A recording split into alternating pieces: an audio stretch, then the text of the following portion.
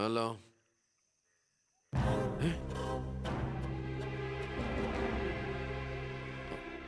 എപ്പോ?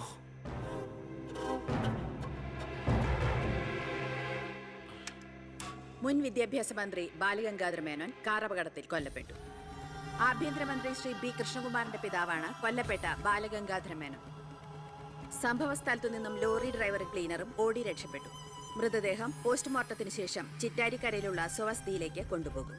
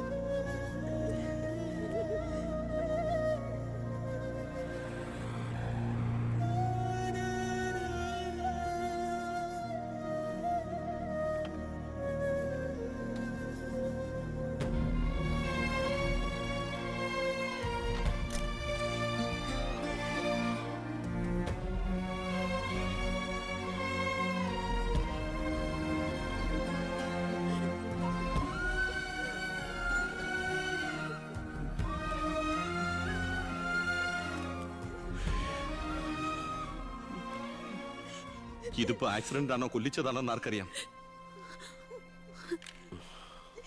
അധികാരം ഒഴിഞ്ഞു കൊടുക്കാതിരിക്കാൻ വേണ്ടി സ്വന്തം മകൻ തന്നെ കൊല്ലിച്ചതാണെന്ന് എല്ലാരും പറയുന്നേ.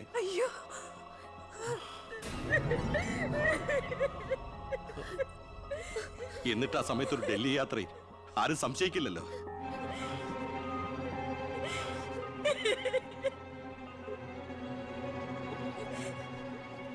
അമ്മേ, അച്ഛനേക്കാൾ വലുതാണോടെന്ന് എനിക്ക് അധികാരം, മന്ത്രിസ്ഥാനം.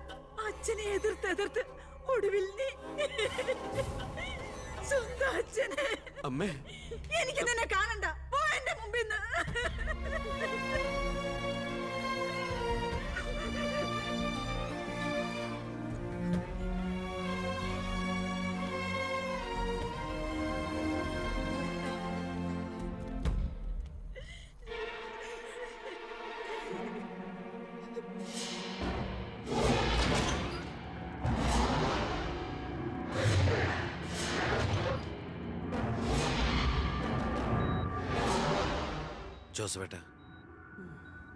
ജോസഫേട്ടൻ അച്ഛൻ്റെ കൂടെ എങ്ങനെയാ? താനിതെങ്ങോട്ടാ? ഞാൻ അങ്ങോട്ടാ. അങ്ങോട്ട് അല്ല, ഇങ്ങോട്ട്. കയറോ വണ്ടിയില്. ഇങ്ങോട്ട് കയറോ. ആള് മാറിപ്പോയില്ലല്ലോ. ഞാൻ ജോസഫാ. തന്നോട് വണ്ടി കയറാനല്ലേ പറഞ്ഞേ? എങ്ങോട്ടാ എന്നെ കൊണ്ടുപോകുന്നേ? കൊല്ലാൻ. വണ്ടി വിടറോ. 10-25 കൊല്ലം നിഴൽ പോലെ നടന്നതല്ലേ എൻ്റെ കൂടെ. താനുണ്ടാകണം ഇനി എന്നോടൊപ്പം. PA ആയിട്ടല്ല, നല്ലൊരു സുഹൃത്തായിട്ട്. സാറിന് വട്ടായോ? താനൊന്നും ഉദ്ദേശിക്കണ്ട. ഇത്രയും കാലം എനിക്ക് വട്ട് തന്നെയായിരുന്നു. ഇപ്പൊ തിരിച്ചറിവ് വന്നു. എൻ്റെ മോൻ എൻ്റെ കണ്ണ് തുറപ്പിച്ചിടും. എന്റെ ഈശോയെ, ഞാൻ എന്തായി കേൾക്കുന്നത്? ലക്ഷ്മിക്ക് സന്തോഷമായി കാണുമല്ലേ? അതല്ലേ രസം. ഞാൻ അവളോട് ഒന്നും പറഞ്ഞില്ല. ഒരു സസ്പെൻസ് ആയിക്കോട്ടെ. മകനും മരുമകളും പെട്ടെന്ന് വീട്ടിൽ വന്ന് കയറുമ്പോ അവൾ അന്തം വിട്ടു.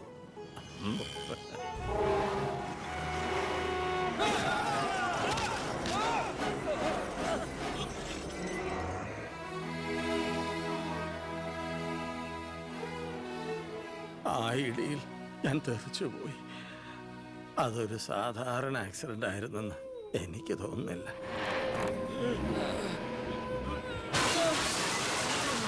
അല്ലെങ്കിൽ പിന്നെ ആ ലോറി പിന്നോട്ടെടുത്ത ശേഷം പിന്നെയും കൊണ്ടുവന്നിടിച്ച എന്തിനാ?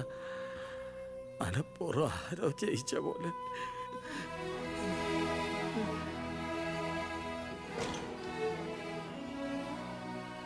സർ, ഒരു കാര്യം, ആ ലോറി ഡ്രൈവറും കിളിയും ഒളിച്ചിരിക്കുന്ന സ്ഥലം കണ്ടുപിടിച്ചു. പക്ഷേ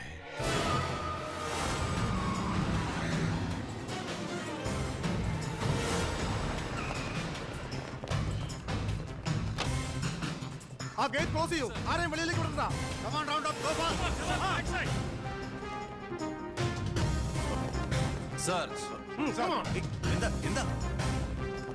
സോറി മാഡം. ആ നോക്കൂടെ, ആ ബാത്റൂമില് ഏട്ടാ, അയ്യോ, അടി, എന്താ പ്രശ്നം? എന്താ ഇത്? ലുക്ക് ദാർ. എന്താ പ്രശ്നം? ആരെങ്കിലും ഉണ്ടോ?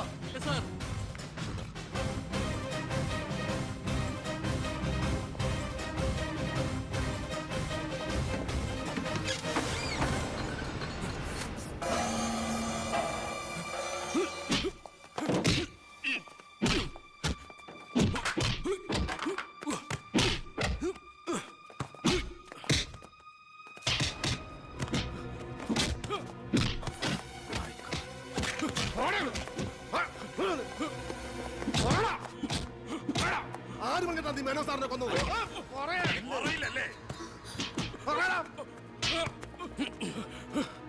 ഇവരിൽ ആര് പറഞ്ഞിട്ടാടാ നീ ഇവിടെ കയറി വിളിച്ചത്? പറയടാ. ഒന്ന് നിർത്തുന്നുണ്ടോ? അമ്മേ, എന്താ എന്താ ഇവിടെ? അമ്മേ, ഇവന് അച്ഛനെ, എന്നിട്ട് ഈ വീട്ടിൽ തന്നെ. വേണ്ട, നീ നിന്റെ പോലീസും ചേർന്ന് എന്നെ ബോധ്യപ്പെടുത്താനാണ് ഈ വേഷം കെട്ടെങ്കിൽ അത് വേണ്ട. നിനക്ക് എന്ന് തുടങ്ങിയടാ നിന്റെ അച്ഛനോട് ഇത്ര സ്നേഹം? ദയവ് ചെയ്ത് ഇവിടുന്ന് ഇറങ്ങി പോകുന്നുണ്ടോ? ഇല്ല, ഇവനെ കൊണ്ട് സത്യം പറയിപ്പിച്ചിട്ട് ഞാൻ പോവൂ. ഈ ലോകത്ത് എന്റെ അമ്മയെ മാത്രം എനിക്ക് ബോധിപ്പിക്കണം, ഞാനല്ല എന്റെ അച്ഛനെ കൊന്നതെന്ന്. പറയടാ, ആരടാ നിന്റെയൊക്കെ പിന്നില്? ആരടാ നിന്റെയൊക്കെ പിന്നില്? പറയടാ. പറയാൻ ആരടാ എന്റെ അച്ഛനെ കൊന്ന്? ഇവനെ തല്ലിക്കൊന്നാലും പറയില്ലടാ. എനിക്കറിയാം, എനിക്കറിയാം ആരാണെന്ന്. ഇനി എനിക്ക് പിടിച്ചു നിൽക്കാനാവില്ല. ഞാൻ പറയാം. ആ, നീ ഇതുവരെ എഴുന്നേറ്റില്ലായിരുന്നു? ഇന്നലെ ശകലം ലേറ്റായി. ശരി, ഞാൻ കുറെ നേരം കാത്തിരുന്നായിരുന്നു. എന്താ അച്ഛാ രാവിലെ? എനിക്കൊന്ന് അമ്പലത്തിൽ പോകണം. അമ്പലത്തിലേക്കോ? അതെ, 20 കൊല്ലങ്ങൾക്ക് ശേഷം. ആ പിന്നെ ഞാൻ ഇന്നലെ നമ്മുടെ ഉണ്ണിയുടെ അടുത്ത് പോയിരുന്നു. പരസ്പരം എല്ലാ വിഷമങ്ങളും പറഞ്ഞു തീർത്തു. അവൻ വെറും പാവാ മോനെ, ശുദ്ധപാവം. ഇപ്പൊ എന്റെ മനസ്സ് മുഴുവൻ കുറ്റബോധ. നമുക്കെന്താടാ ഭ്രാന്തായിരുന്നു? ആവശ്യമില്ലാത്തതൊക്കെ ചിന്തിച്ച് ഒടുവിൽ നമ്മുടെ ഉണ്ണിയെ ഓർക്കുമ്പോ തന്നെ സഹിക്കാൻ വയ്യ. ഞാൻ ഇതുവരെ ഉണ്ടാക്കിയ കോടികളുടെ കള്ളപ്പണം മുഴുവൻ സർക്കാരിന് തിരിച്ചേൽപ്പിക്കാൻ പോവാ. എന്താ നീ എന്താ ഒന്നും മിണ്ടാത്ത? ഞാൻ എന്നും അച്ഛനെ അനുസരിച്ചിട്ടല്ലേ ഉള്ളൂ. അച്ഛൻ എന്തു പറയുന്നോ ഞാൻ അതുപോലെ ചെയ്യാം. ഇതുപോലെ തങ്കപ്പെട്ട മരുമക്കളെയും മോനെയും കിട്ടിയതാ എന്റെ സമ്പാദ്യം. ആ, എല്ലാം നല്ലതിനാണെന്ന് ഓർത്ത് സന്തോഷിക്കാം അല്ലേ? ആ പവി, അമ്പലത്തിൽ പോയതിന് ശേഷം ഞാൻ ആ വഴി തന്നെ തിരുവനന്തപുരത്തേക്ക് പോകും. അവിടെ ഒരു പത്രസമ്മേളനം അറേഞ്ച് ചെയ്തിട്ടുണ്ട്. ജനങ്ങളുടെ മുമ്പിൽ ഞാൻ എന്ന അഴിമതിക്കാരൻ്റെ കുറ്റസമ്മതം. എനിക്കിപ്പോൾ വേണ്ടത് മനസമാധാനം, മനസമാധാനം മാത്രം.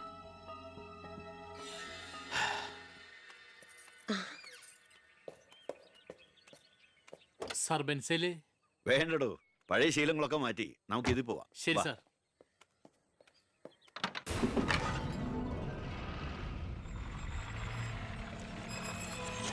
White ambassador KL188888 X minister Balagangadhara Menon.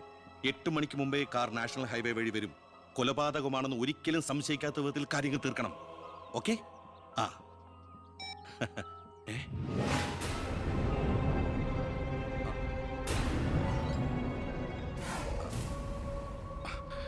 നീ ഇവിടെ നിപ്പുണ്ടായിരുന്നോ? അല്ല മോളെ, നിന്റെ അച്ഛൻ പറഞ്ഞ കേട്ടില്ലേ, മനസമാധാനമാണ് വലുതെന്ന്. നിന്റെ അച്ഛന് മനസമാധാനം വന്നപ്പോ എനിക്കത് നഷ്ടപ്പെട്ടു. വർഷങ്ങൾ കൊണ്ട് ഞാൻ നേടിയത് മുഴുവൻ ഒറ്റ നിമിഷം കൊണ്ട് ഇല്ലാതാക്കണമെന്ന് പറഞ്ഞിട്ട് പോയത് കേട്ടില്ലേ? അയാൾക്കിപ്പോ ഭ്രാന്താ. മോനോട് ഒത്തുകൂടിയ എന്റെ ഭ്രാന്ത്. നീ ഒന്നും അറിഞ്ഞിട്ടില്ല. പൊയ്ക്കോ പൊയ്ക്കോ. ഇല്ല, ഞാൻ സമ്മതിക്കില്ല. എന്റെ അച്ഛനെ കൊല്ലാൻ ഞാൻ ശബ്ദിച്ചു പോരുത്, കൊന്നുകളയും ഞാൻ. ഇത് പുറലോകം അറിഞ്ഞ നീ നിന്റെ പുന്നാര മക്കളും പിന്നെ ജീവനോടെ ഭൂമിയിൽ കാണില്ല. മനസ്സിലായി?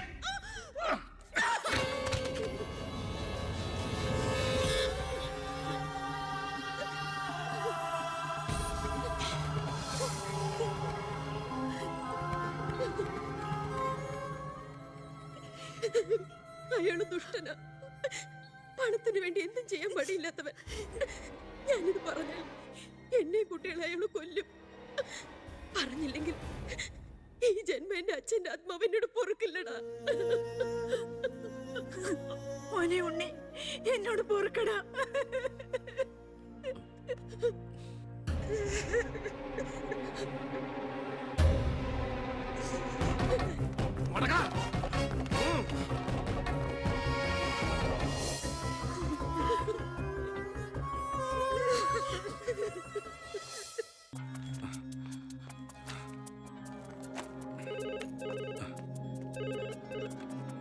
ഹലോ, ആ സിംഗപ്പൂർ ഫ്ലൈറ്റിന് ഓക്കെ അല്ലേ? അടുത്ത ഫ്ലൈറ്റിൽ തന്നെ വേണം. ആ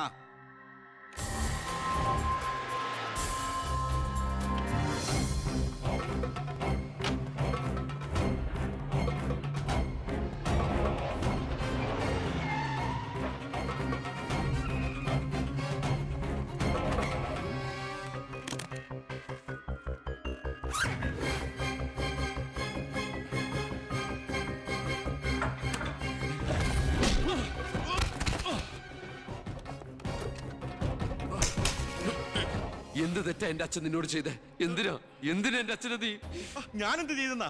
നീ ഒന്നും ചെയ്തില്ലല്ലേ? Sir sir sir. ആഹാ, അപ്പൊ ഏതാണ്ടൊക്കെ അറിഞ്ഞു അല്ലേ? പക്ഷെ ആ കൊലയ്ക്ക് പിന്നെ ഞാനാണെന്ന് നിനക്കൊരു കോടതിയിലും തെളിയിക്കാൻ കഴിയില്ല.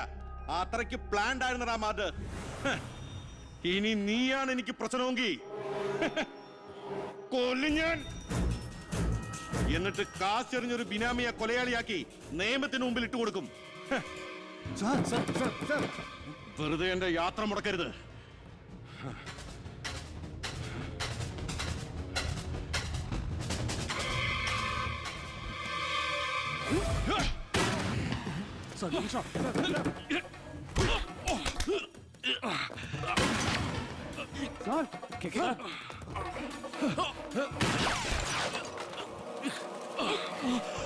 അത് നോക്ക് സാർ.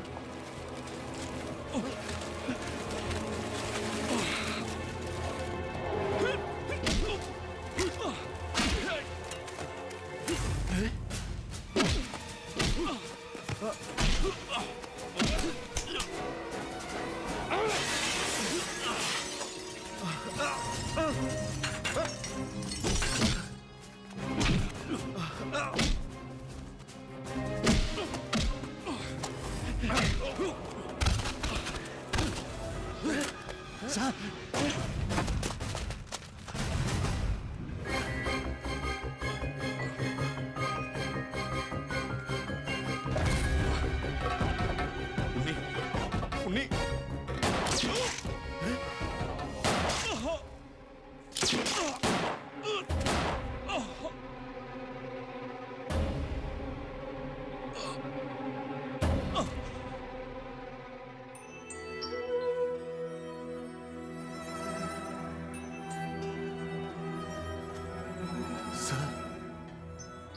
ഞാനിത് ചെയ്തില്ലെങ്കിൽ അച്ഛന്റെ ആത്മാവിന് ശാന്തി കിട്ടില്ല.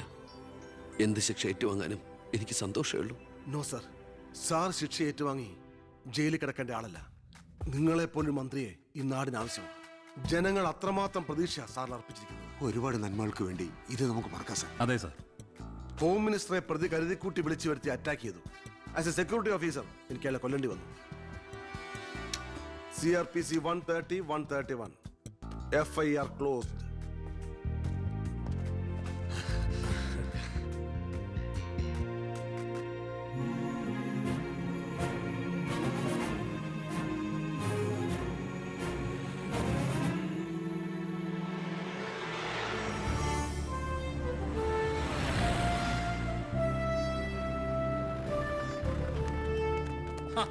കൃഷ്ണകുമാർ നന്നാവുന്നുണ്ടോ? തന്റെ ഭരണതന്ത്രങ്ങളും പരിഷ്കാരങ്ങളും വിചാരിച്ചില്ല ഇത്രയും. ഞാൻ ഭരിച്ചിരുന്ന മന്ത്രിസഭയില് തന്നെ പോലൊരു ചങ്കുറപ്പുള്ള മന്ത്രി ഉണ്ടായിരുന്നെങ്കിൽ ഞാൻ കാണിച്ചു കൊടുത്തേനെ ഈ കേരളം റിയൽ ഗാഡ്സ് ഓൺ കൺട്രിയാണെന്ന്. പക്ഷെ ഇവിടെ ഡെവിൾസ് ഓൺ പീപ്പിൾ ആണ് സാർ കൂടുതൽ. ഒക്കെ ശരിയാവും, ശരിയാക്കണം. കുറച്ചു സമയവും ഒരുപാട് കാര്യങ്ങളും മെനക്കെടുത്തുന്നില്ല. നടക്കട്ടെ.